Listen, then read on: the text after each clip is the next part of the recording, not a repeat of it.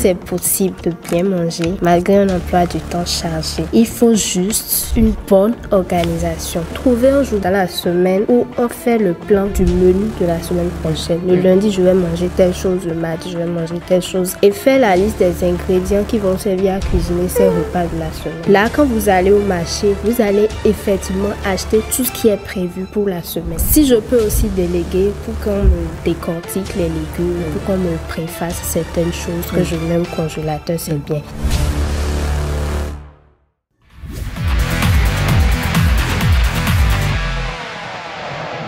Selon les nutritionnistes, manger, c'est un art. Et quand on ne mange pas bien, on a des bobos dans le ventre, on a beaucoup de dégâts sanitaires, comme l'obésité et ses frais, bien sûr.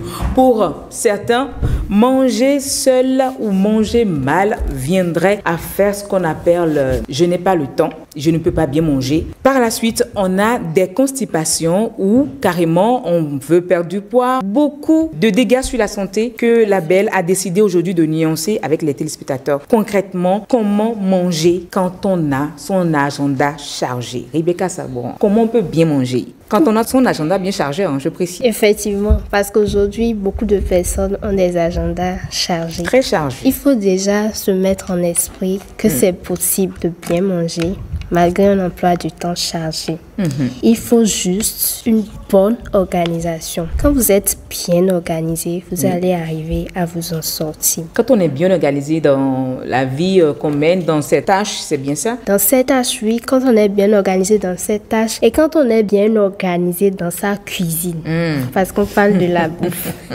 Et la bouffe vient de la cuisine, oui, n'est-ce pas? Voilà, donc une bonne organisation. Quand c'est vous-même qui devez cuisiner vos repas, quand vous n'avez pas un cuisinier qui vous gère les courses, la cuisine, et que c'est vous-même qui devez le faire, c'est bien de trouver un jour de la semaine où vous établissez votre menu, le menu de la semaine prochaine. Moi, je le fais souvent les vendredis. Ce que je vais manger. Et vous respectez? J'essaie.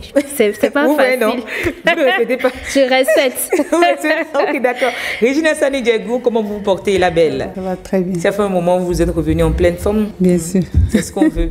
La preuve, la couleur rose vous va à merveille et ça montre que vous dégagez la bonne humeur toujours. Merci. Alors, vous arrivez à vous organiser pour... Non, pas du tout. Pas du tout. Voilà. Donc, il y a plusieurs béninois comme ça qui ne savent pas s'organiser. Donc, Rebecca, donnez-nous les astuces, les bonnes actions pour s'organiser dans sa cuisine pour réellement bien manger et moins cher. Moins cher, effectivement. Il faut déjà souvent se pencher sur les aliments de saison. D'accord. Quand c'est la saison d'un aliment, l'aliment est moins cher. Trouvez un jour dans la semaine où on fait le plan du menu de la semaine prochaine. Le lundi, je vais manger telle chose, le mardi, je vais manger telle chose. Et faire la liste des ingrédients qui vont servir à cuisiner ces repas de la semaine. Attendez, si on comprend bien, je fais déjà la liste des repas que je dois manger dans la semaine. Ça fait 7 jours. Mais en plus de faire la liste de ces repas, je fais encore la liste des ingrédients de chaque jour, en fait. Oui. Quand le lundi, par exemple, je dois prendre la sauce tomate, un exemple. Le mardi, j'ai prévu prendre la sauce légumes feuilles. Oui. Il y a des ingrédients qui vont se retrouver dans l'autre, mais qui ne vont pas se retrouver de l'autre côté. Raison pour laquelle, après avoir planifié ces menus de la semaine, il faut faire la liste des ingrédients. Là, quand vous allez au marché, vous allez effectivement acheter tout ce qui est prévu pour la semaine. Je crois que c'est très bien, vraiment. C'est bien organisé. On est sûr de ce qu'on veut acheter. C'est pas qu'en semaine, il faut aller acheter. Voilà. Quand c'est dans la semaine, vous allez faire les courses chaque jour. Ce n'est pas souvent évident. Honnêtement, pas souvent évident. Mais quand vous trouvez un jour de la semaine où vous le faites, vous savez que les autres jours de la semaine, c'est pour vous reposer. Oui. Donc, quand vous faites la liste des ingrédients, si vous avez la possibilité de trouver quelqu'un pour aller vous faire les achats, c'est bien aussi de déléguer si vous en avez la possibilité. Mais si vous n'avez pas la possibilité, vous planifiez, vous allez au marché vous-même, vous achetez vos ingrédients. Parce que là, on parle d'une personne qui a un agenda chargé. Donc, il faut parfois déléguer les tâches. Voilà. Est-ce qu'on peut également déléguer les tâches dans le programme de ce qu'on veut manger dans la semaine? On peut également déléguer des tâches à ce niveau où il faut forcément faire le choix soi-même? On peut déléguer, mais on peut apprécier. Après que la personne me fait une proposition, moi-même, je peux apprécier. Parce que manger aussi, c'est un plaisir. La personne peut me faire des propositions de ce qu'il aime que moi, je peux ne pas aimer. Manger, il faut aimer. Ça, c'est très très important. En tout cas, nous, on aime nous, on aime manger. Ok, donc, emploi du temps chargé, peut-être qu'il aurait la possibilité de déléguer quelqu'un pour aller lui faire les emplettes. Oui. Là, c'est bien. Et quand vous allez acheter, il y a une chose que nous faisons souvent, parfois. Parfois, aujourd'hui, dans certains marchés, on vous préfère certaines choses. Les légumes, par exemple, la dernière fois, j'étais allée au marché pour acheter les légumes. Le temps de débattre pour le prix d'un autre ingrédient, là, le temps que la dame ne m'emballe ça, elle a pensé qu'elle devait me découper ça. Elle découpait déjà. Mais les conditions dans lesquelles ces choses-là sont découpées ne sont pas vraiment agréables. D'accord. Il vaut mieux le faire chez soi, même si vous pouvez... Vous avez de parler qu'on a un agenda chargé, qu'on a un agenda chargé, à quel moment on va découper les feuilles. On peut demander à la dame de découper, mais respectons l'hygiène, non? Oui, respectons l'hygiène. Pour découper les légumes, selon la bonne hygiène, au marché, là, elles enlèvent les parties dures, là. Elles se mettent à découper. Quand je suis rentrée, j'ai regardé la petite partie où elle a découpé, là, mais j'étais choquée. Il y a des déchets qu'on n'arrive pas à rattraper. Or, les légumes, quand j'enlève la partie dure, je rince d'abord avant de découper. Là, je suis sûre. C'est ça? Généralement, on découpe puis on rince. Non, normalement, il faut rincer d'abord avant de découper. Parce que quand on ne rince pas, c'est tout petit. Les déchets aussi sont tout petits, on n'arrive pas à les rattraper. Et on mange toutes ces choses-là. C'est peut-être ça qui me fait grossir. Donc, quand je rentre, si je peux aussi déléguer pour qu'on me décortique les légumes, pour qu'on me préface certaines choses que je mets au congélateur, c'est bien. Si je n'ai pas un congélateur, aujourd'hui, on peut pasteuriser les aliments. Même les légumes? C'est de les sécher carrément. Sécher, c'est possible. La tomate, par exemple, on peut mettre la tomate dans des bocaux en verre. Oui. Qu'on pasteurise, on ferme, on remet au feu, on chauffe pour la semaine. Vous venez chaque jour pour cuisiner, vous prenez juste un pot, vous ouvrez et puis facilement vous faites les mélanges. C'est des astuces qu'on peut adopter. Quand j'ai un congélateur, je peux faire une grande quantité, je mets les légumes, j'apprête mes légumes. Je peux même préférer des sauces. Mais avant de mettre au congélateur, il faut portionner. Il faut portionner avant de mettre au congélateur parce que on met souvent de grandes quantités. Quand on sort, on ressort. Ce ping-pong là n'est pas bien pour la santé. On sort un aliment du congélateur, il ne doit plus être remis. C'est pareil pour les boissons. Quand on sort ça, il faut forcément finir ça. Normalement, mais dans ce lot-là. Donc quand on sort un aliment, c'est pas bon de remettre encore. Oui, non, c'est pas bon de remettre. C'est ce que disent les nutritionnistes. Et nous, on suit ce que vous me donnez comme conseil. Oui, donc c'est pour ça que c'est bien de portionner. D'accord. Donc même quand je prends une boisson, je veux boire, je prends le petit verre où je mets ça dans de petits pots. Voilà, petits pots, je mets au congélateur. Donc si je prends le petit pot, ça, mais le premier, ça ne me suffit pas, je prends le deuxième. Faut pas exagérer aussi. Donc c'est bien d'investir dans des bocaux de bonne qualité. Oui. Quand je mets... Je crois qu'on en a sur le marché, à foison. Avec couvercle, oui, avec couvercle. C'est pas bon de laisser ouvert non plus. Non, c'est pas bon de laisser. Mais le fait de conserver dans des bocaux en plastique, là, c'est bien? Pas trop bien. D'accord. Pas trop bien. Maintenant, quand c'est au congélateur, c'est mieux. On peut mettre en plastique dans le congélateur, c'est ça? Oui, c'est mieux. Maintenant, ça dépend des plastiques aussi. Okay. Il y en a quand ils mettent dans des plastiques au congélateur, ils ressortent et ça se décongèle, c'est directement au four avec les plastiques. C'est ça qui n'est pas du tout bien pour la santé. Voilà. Il faut s'organiser réellement. Avec ce qu'on voit là, avec les papiers à l'huile, c'est bon de mettre ça. Les papiers à l'huile également dans le frigo. Ouais. Et après, on peut mettre ça directement au four. Pas vraiment coulant. Pour mettre un aliment au four, il vaut mieux choisir les ustensiles en verre. Les verres qui résistent à une forte température de chaleur. Voilà. Ok, mais par contre, au frigo, on peut tout mettre. Au frigo, ça peut aller. Mais au four, là, c'est pas vraiment indiqué. Maintenant, quand c'est déjà bien organisé, on en a tout mis dans le frigo, comment réellement faire des choix des aliments? Comment faire le choix de ce qu'on doit manger? Parce qu'il faut déjà bien choisir pour pouvoir aller au marché. Comment on fait le choix? Vous avez dit tout à l'heure les aliments de saison. Mais comment je fais mes choix pour réellement trouver que ça, c'est bien pour ma santé, ça, c'est pas bon? Comment on fait le choix? Voilà, pour faire les choix, il faut souvent s'arranger pour avoir une assiette équilibrée. Donc, dans mon assiette, il doit y avoir des légumes, il doit y avoir des aliments protéinés, le poisson, la viande. Le poisson et la viande en même temps ou le poisson? Le poisson ou la viande, ce sont des exemples que je donne. Voilà. Ah non, sinon on en voit qu'ils y mettent tout en fait. Ou la viande est là, le poisson est là, le fromage est là. C'est ça qui est... Et il y a encore d'autres accessoires. Oui. C'est où la viande. Et quand j'ai un emploi du temps chargé, je dois savoir concocter mes repas pour ne pas régulièrement avoir faim. Quand par exemple, je m'assois, je sais que j'ai un emploi du temps chargé, je m'assois, je prends acassa piment. Avec du poisson. J'urine une fois là, c'est fini. Donc, je vais commencer à grignoter le reste de la journée. J'urine une fois, j'ai encore faim. Mais quand je sais que j'ai un emploi du temps chargé et je m'assois, je prends pâte de maïs avec légumes et poissons. Là, ça... bien un goût avec sauce d'arachide.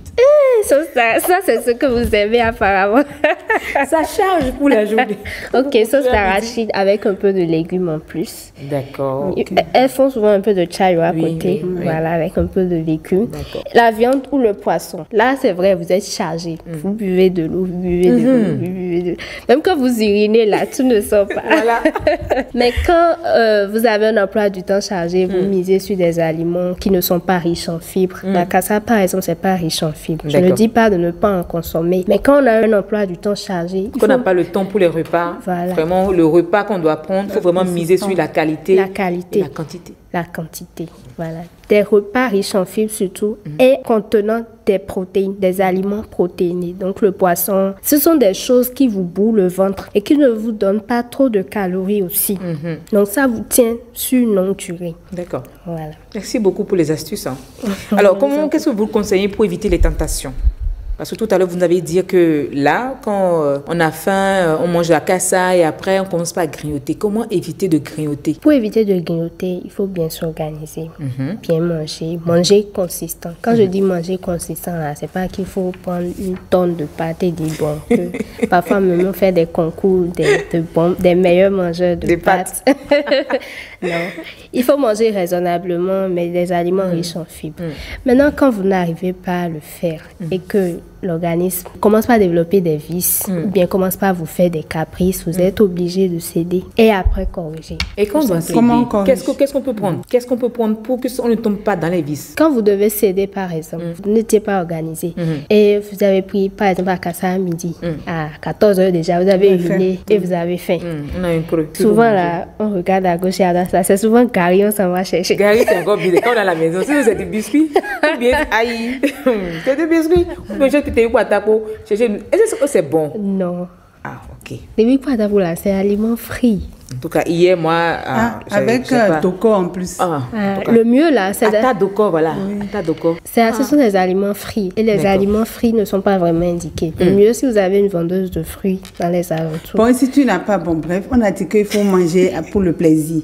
Si tu as envie de prendre à taille de vie, parce qu'on a l'habitude de prendre ça depuis l'enfance et puis on a envie de prendre. Vous aimez ça, comment tu rattrapes? Oui. Parce que je ne vais pas avoir envie de me faire plaisir, aller prendre encore fruits alors que vraiment j'ai faim. Et c'est à taille de vie qui me plaît. Oui. Comment rattraper? Oui, vous avez pris. Donc, vous savez que vous allez certainement faire face aux conséquences. Je vais nuancer.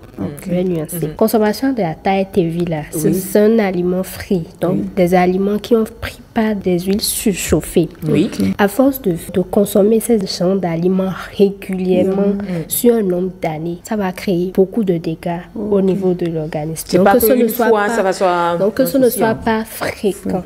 Maintenant, pour rattraper, c'est que vous allez apporter beaucoup de légumes. Ok. Pour atténuer. Donc, peut-être que le repas du soir, on prend de la salade. Ok. On ne va pas encore regarder le plafond la nuit. Et de la salade là, c'est pas. Non, salade là, c'est pas salade qu'on fait encore et puis on s'en va chercher vinaigrette.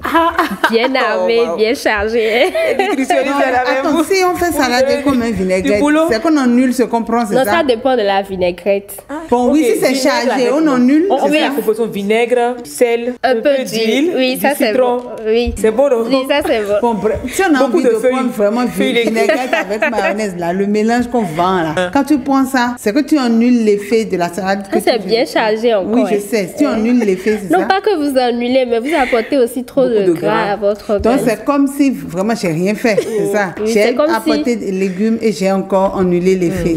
C'est difficile, hein, en tout cas. Mais il y a des vinaigrettes. Si vous aimez la vinaigrette qu'on fait avec mayonnaise, moutarde et tout, vous pouvez adopter la vinaigrette à base de yaourt nature, par exemple.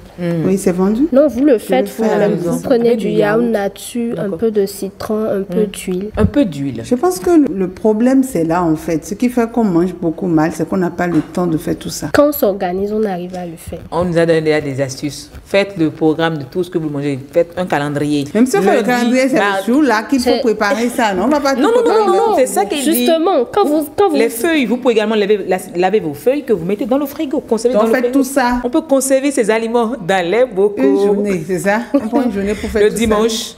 Et puis, dans la semaine, vous êtes free. Quand Le vous samedi, rentrez, vous oui. faites juste des mélanges ou bien vous chauffez juste. ça. Est-ce que Moi, ça je vais va- faire l'exercice. Hein. est-ce Franchement, on en a que besoin. ça va donner vraiment envie de bien manger? Ah là je sais là, pas. ça donne bien envie de manger. Quand Régine a quand essayé vous- déjà. Vous avez essayez invité un déjà. jour- Non, je voudrais que m'invite un jour. Vous écoutez à ces repas. Il y a une chose. Il y a une chose. Vous avez fait l'expérience. Ça n'a pas donné. c'est sûr. En fait, moi j'ai l'impression que ça ne donne plus le même goût en fait. Non. J'ai fait l'expérience. Je Oui, viens. bon, en fait, Et 3 généralement, jours c'est ce qu'on après, dit. je n'ai plus le même goût. Non, donc, au congélateur. Oui. Quelle sauce? Non, c'est même pas ça, c'est les légumes là. Non, mais est-ce que c'est au congélateur qu'il faut mettre les Choux, légumes? carottes. Ça dépend des Pré-cuit, c'est vraiment pas bien cuit. Hein. J'ai mis ça, mais quand je voulais prendre 3 jours après, moi, j'ai pas Au compris. congélateur, oui, ce n'est plus la même texture. Si vous voulez avoir des légumes crus, si vous êtes obligé de les faire Au jour le jour. Au jour le jour. Même pour ça, moi, j'ai fait l'expérience, les carottes par exemple, ou du haricot vert. Oui, je les découpe. au réfrigérateur, Merci, au ça concept, reste longtemps. ça Et c'est quand maintient la c'est texture. la quantité que je veux. Au je sors, réfrigérateur. oui, au réfrigérateur. Au Ça, par contre, je le fais. réfrigérateur. Mais l'exercice que je ne fais pas, c'est de mettre en portion parce que je sors, je fais rentrer, je sors, je fais rentrer. Mais là, j'ai compris que c'est pas bien. Mais pour tu mets pas en l'organisme. portion, c'est ça? Non, je mets pas en portion. C'est l'erreur que moi je commets et je crois que c'est ce qu'il faut corriger. Et il y a une chose qu'on fait souvent aussi. Parfois, on préfère des sauces qu'on met au congélateur. Dès qu'on ressort bien congelé, là, on met au feu directement. Non, on attend. Bon, souvent, moi, j'attends que ça se Ah, quand l'impression, on le J'attends fait. souvent. En fait, avant de sortir de la maison, j'enlève du congélateur et je mets au Et quand on oublie- réfrigérateur. et quand on oublie de le je faire. reviens, Donc, quand on oublie de le faire avant de partir. bon, pour le moment, j'ai pas encore oublié. Encore que je fais pas beaucoup ça. Je me rappelle que quand on était encore enfant, on le faisait. Oui, très Dès qu'on sort du congélateur, mais c'est pas c'est bon. souvent dans ces genres de cas que les sauces perdent souvent leur bonne Le saveur. oui. Quand on ne respecte pas le processus C'est ça. de Ça, c'est Par décongélation. contre, oui, par contre, quand moi je sors ça, je mets au réfrigérateur le soir, je sors et je chauffe et je prends. Je remets encore le reste au congélateur. Même Et erreur. le lendemain ou 2 jours après, je me rends compte que ça n'a plus de goût en fait. Justement, voilà. Donc, il faut portionner et respecter, ne pas décongeler et congeler encore à l'eau. Merci beaucoup, Rebecca vous Sabon, en prie. toujours ravissante.